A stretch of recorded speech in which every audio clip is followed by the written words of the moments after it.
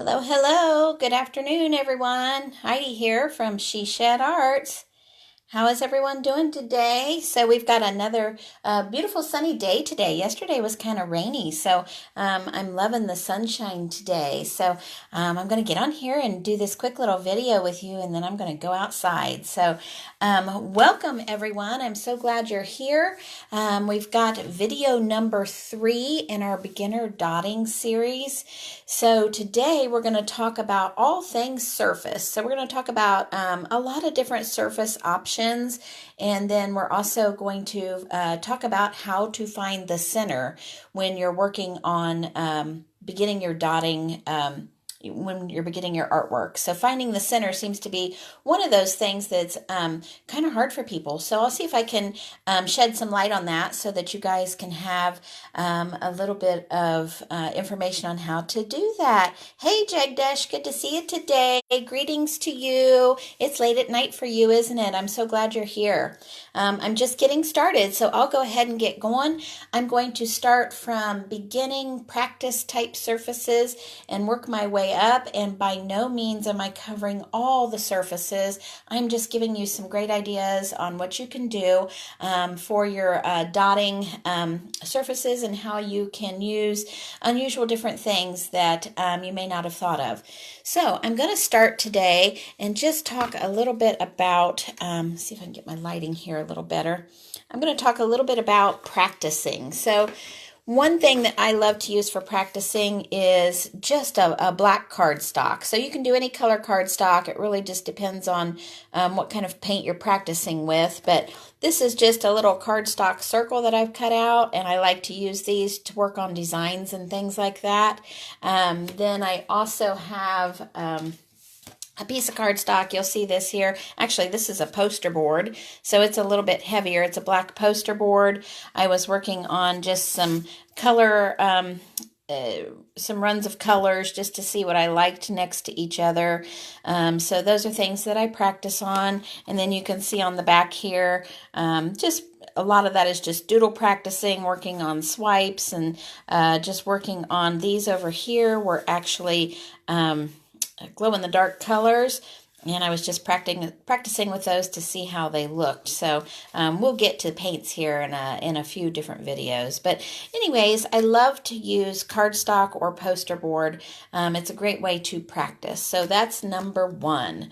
Number 2, I love to use canvas panels. So canvas panels are great because they're a little bit sturdier. This is a little bitty one. I love this canvas panel simply because it has a magnet on the back. These are great for making refrigerator magnets or locker magnets, anything like that. They're fun to use. So when I'm working with any type of canvas, whether it be panels or just a typical canvas that is stretched out, either way, I'm going to prime that canvas surface, and I typically do 2 to 3 coats of black paint or whatever my background color is going to be. 2 to 3 coats generally works pretty well. It just depends on what type of paint I'm using. As of late, Deco Art has been my paint of choice simply because I love the consistency and I love how it looks. So, and I almost generally always use matte type coverage. So not a glossy. I don't like the glossy on the background. If I want it glossy, I will coat it with a gloss sealer at the end. So that is one sample of a canvas panel. This is another sample. This is one that I did a pattern on. So you can see that I did the background and then put my my design on there. So canvas panels come in a lot of different sizes. They're great to practice on. They're great for beginners, but I use them all the time. I enjoy using the canvas panels. Then if you want to graduate up to stretched canvases, so this is just an 8x10. Give you an example here of that 8x10 canvas. I would also do the same thing with that. I would do the coating with the paint as well, 2 to 3 coats, depending on what kind of paint I'm using.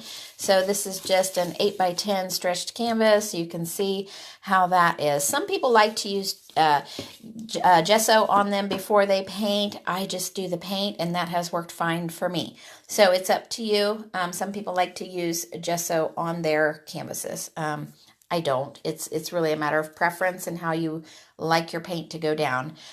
So then here's an example of one of my canvases. This one actually I did do, you can see what I was talking about. I did do the matte black on here, and then at the very end I coated it with a glossy sealer. So you can see how that looks with the glossy sealer coat on that. All right, so that's canvases, all different sizes, you guys. The sky's the limit on canvases. All right, so let's talk a little bit about some different types of surfaces. So another canvas type surface, you can do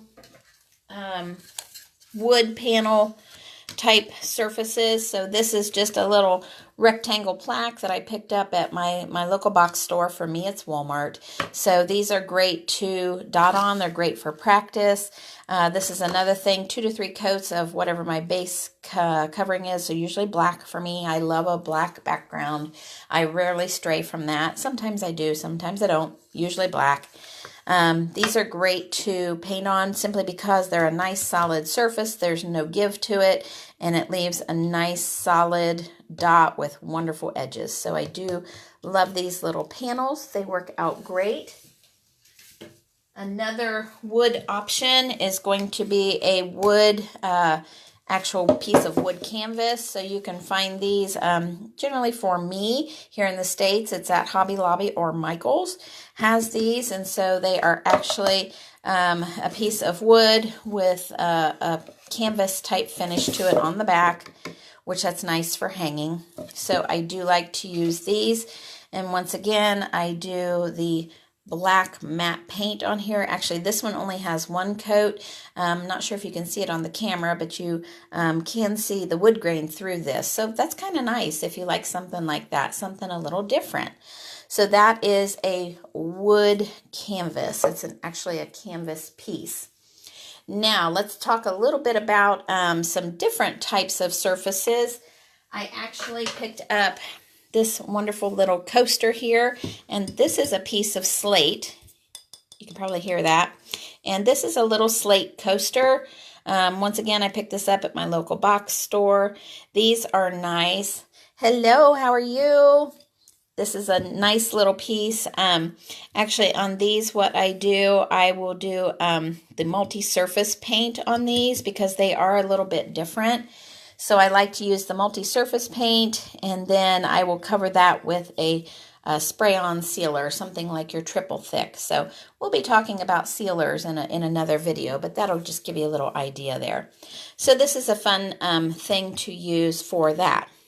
All right, another wood option that is something really fun that I've done here locally. We have access to wooden cutout of states, and so I have my Ohio cutout here, and basically I just did a wood, painted the wood just like we talked about before, and I put my saying on here. I've got my dot mandala over here. Great little piece. These are wonderful to use as door hangers. You can attach a piece of twine or something like that to the back. It makes a cute little door hanger. I love these. So these just come as plain wood, and I coat them with the black, and I do coat the back on the front. I like them. I think they look a lot more finished that way. So that's an option. Anything wood is phenomenal to dot on. So there's one of them. Here's the second one that I did. These are just fun pieces. These are great for classes if you like to teach classes. Something like this is really good. Okay, so let's talk a little bit about different types of objects. So we're going to stay in the wood type idea. These are little wood discs that I get, And you can do keychains with these. You can do pendants with these. These are wonderful. Here's what they look like, painted black. So that gives you an idea. Just a real nice, fun little piece, quick little dotting thing. These I get at Hobby Lobby or Michael's. You can get those both. You can get them online on Amazon for sure.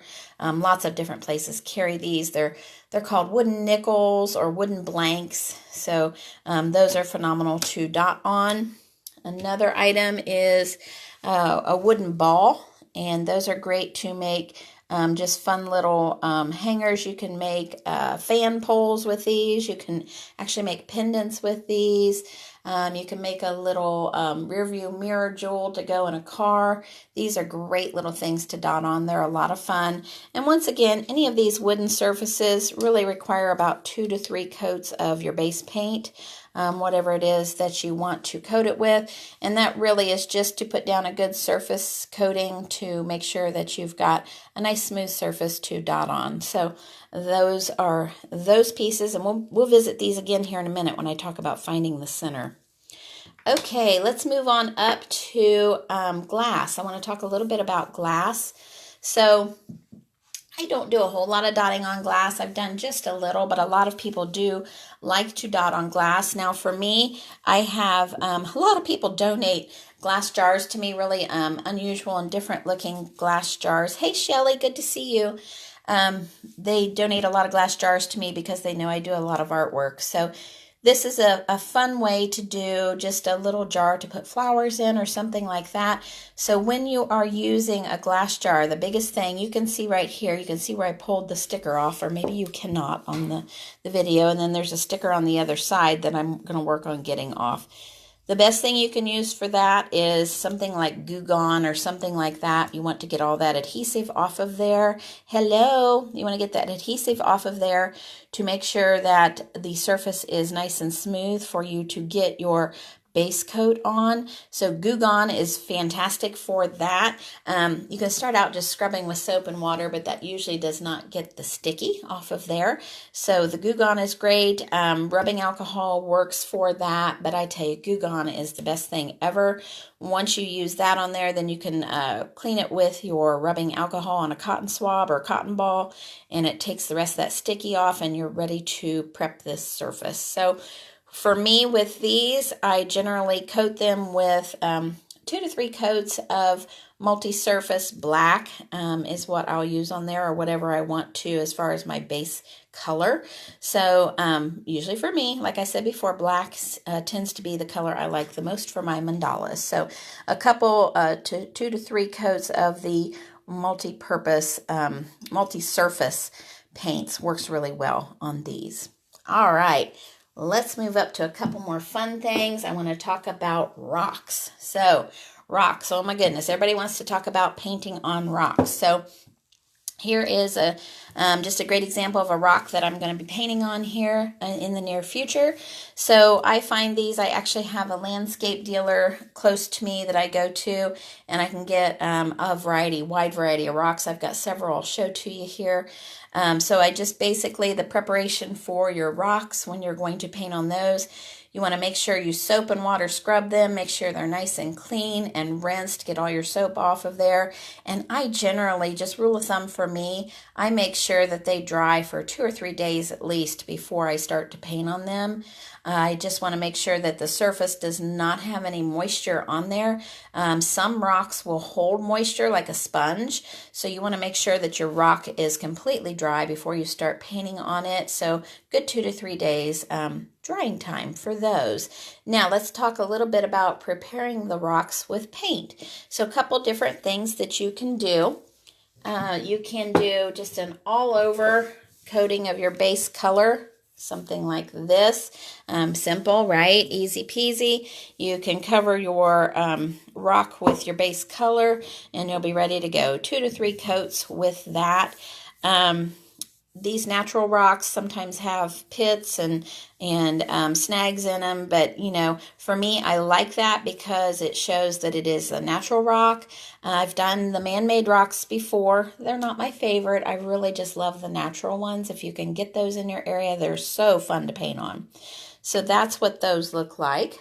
Now, to give you an idea on putting a different color background on there, let's talk a little bit about leaving that rock natural.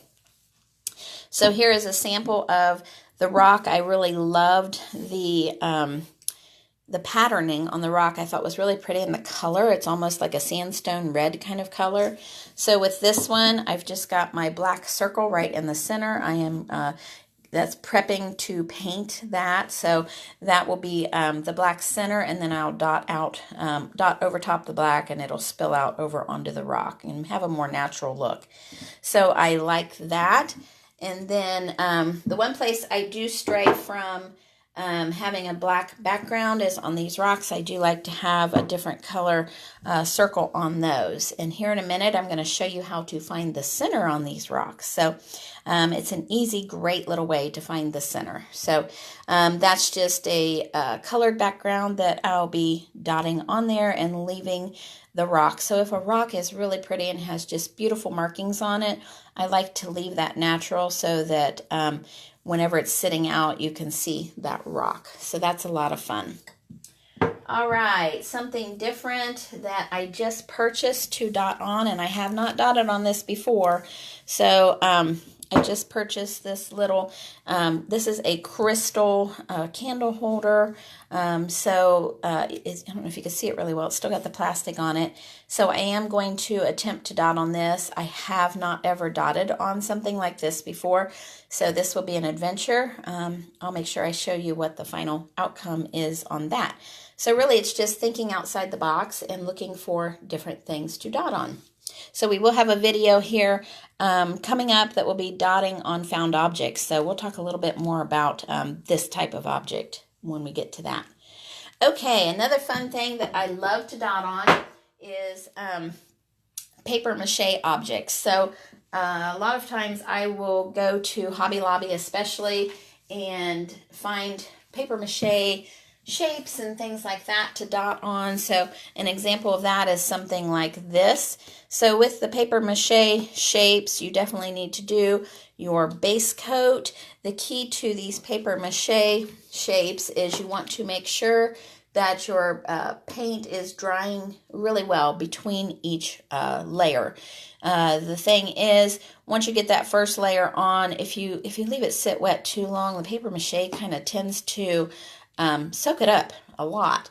And I always want to make sure that it's not getting a soggy feel to it.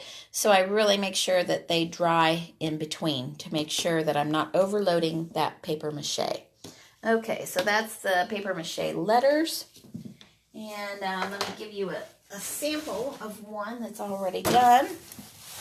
So you can see that. This is a letter that I dotted on. So you can see I did the black background, and then I just have different dotting things on there. So this actually was something I had at my old studio, and I took it off of its base. So that's just a sample of something that I did on a paper mache letter. I love that one. Okay, let's talk a little bit about other paper mache type things. You've got lots of options. We're coming up on the holiday season, so everybody wants to know about ornaments. So we've got a star paper mache. I've got a wood ornament here, and then we do have the round wood ornaments, the round paper mache ornaments. I'm digging through my Christmas box, you guys. Here's a round paper mache ornament. These are all great for dotting on. Okay, so, and then we also have round paper mache flat ornaments, which I do a ton of that. These are samples of that, so you can see what that looks like and get an idea of what I do for my ornaments. So these are wonderful for dotting on. They look fantastic on your Christmas tree. So, the possibilities are endless with these. Okay, and then one of the other types of ornaments that I love to dot on are the ceramic ornaments. So those as well are great. You can see that it's just got a double coat of the base coat on there, and then I just dotted right on top. So wonderful option for ornaments. Now let's talk a little bit about plastic ornaments. So I do a lot of dotting on plastic ornaments. And for those of you who have been with me for a while, you know that plastic ornaments are where I got my start for dotting. So when I started doing the plastic ornaments, people absolutely loved them, and that's where I kind of launched my love of dot art, was through the plastic ornaments. So if you're not familiar with what I'm talking about these disc type ornaments.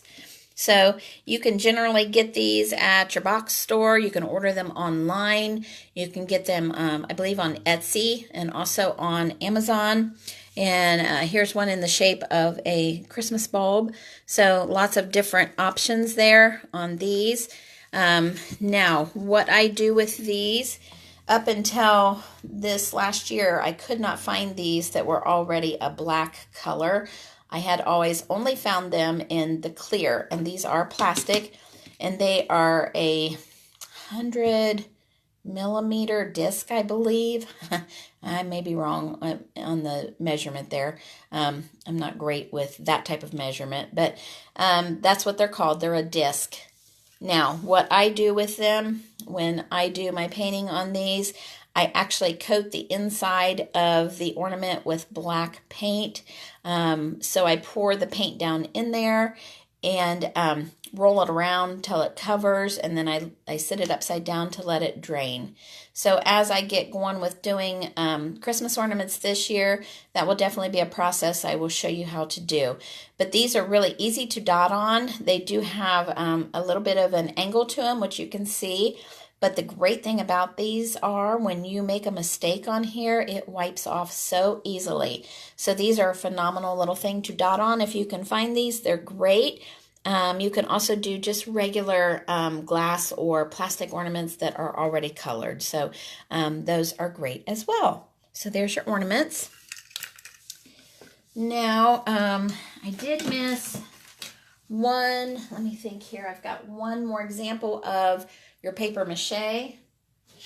So this is a large one. Let me see if I can fit it under the camera. So this is a large stack set of paper mache hearts. And so I've got 3 of those in here. And I just painted inside and outside on that paper mache. So there's another idea for you on that. Okay, so I think we've covered a really good amount of surfaces here. So let's talk a little bit about finding your center. So when you're looking for your center, no matter what it is, let me get a couple examples here. I'm going to do a couple examples for you here, and then we'll do the hard ones, which are the round items. So people are always asking about that. So when you are looking for your center, let me find my ruler here.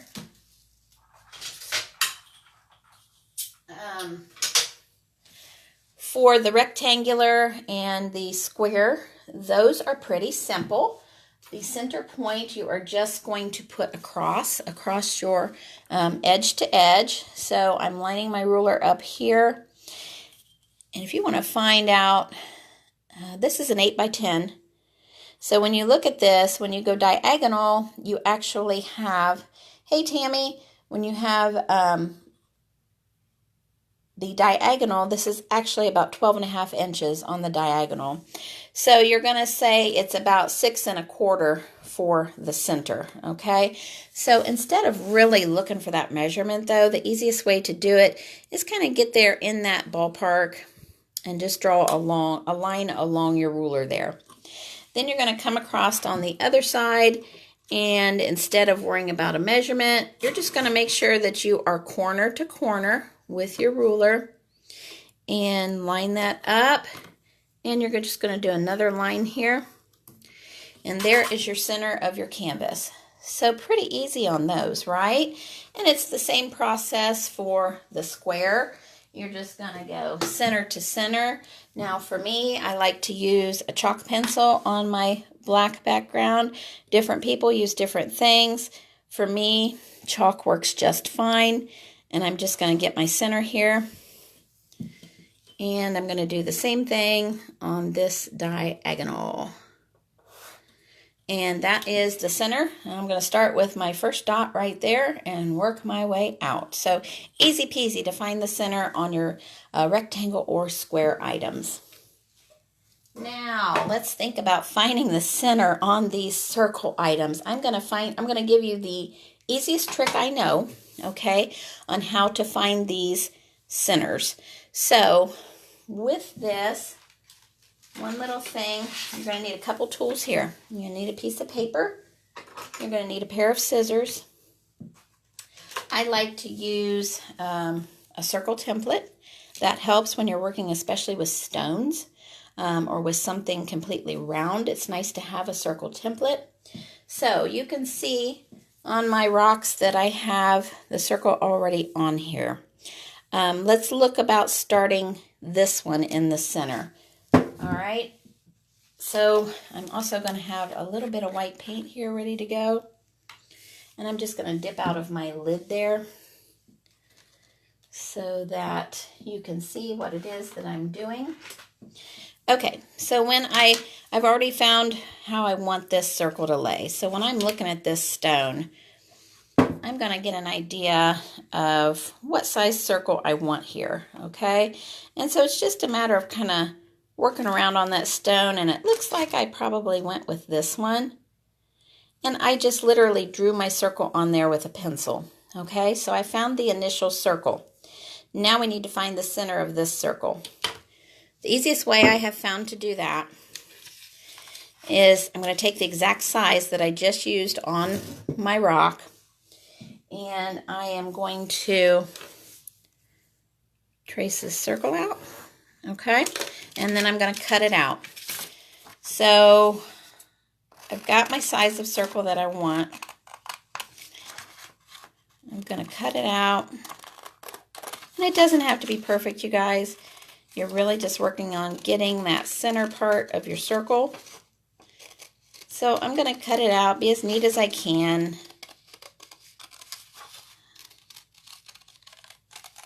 And then I'm going to do just a little trick here. Okay, so I've got my circle cut out. What I want to know is where's my center here. So I'm going to take this circle, the paper circle, and I'm just going to fold it in half. Okay, then I'm going to take it again and fold it in half. So I have a quarter, which looks like a little fan, right? It's a little wedge. Then I'm going to take my scissors and I am just going to cut off just a minute little bit. And cut that off of there, okay? And we unfold it. Look, we've got our center, right? So we lay that right over top of where I've put my background. And I've got just a little dab of white paint here. And I'm just going to take one of my dotting tools. And I'm just going to put a little white dot there. So that is the center of my circle. And that's how I find those circles, you guys. So it works the same on this. So I've got my little disc here. This is my circle that I have pre-cut. I've used a lot of these. I'm just going to lay it right over top of there. And again, I'm just going to put my dot in the center there.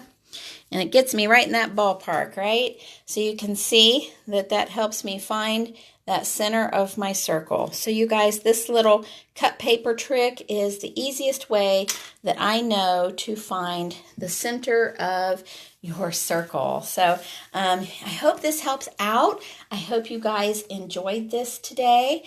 So I've got another video coming for you. I did not check, though, to see the lineup. So there is a video coming, but we're skipping tomorrow. So I'm moving my daughter to college tomorrow. So I won't be live for a video, but I will be back on Friday. And I'll be doing a video for you, I believe, at noon Eastern Standard Time. If you look at the list in the announcements, you will see the time frame and what subject we'll be talking about. So that is on Friday, this coming Friday at noon Eastern Standard Time. If you guys have any questions on surfaces or any questions about finding your center, please put them in the comments and let me know. And it was enjoyable to talk to you guys today. If you need anything, just holler at me. Have a wonderful day.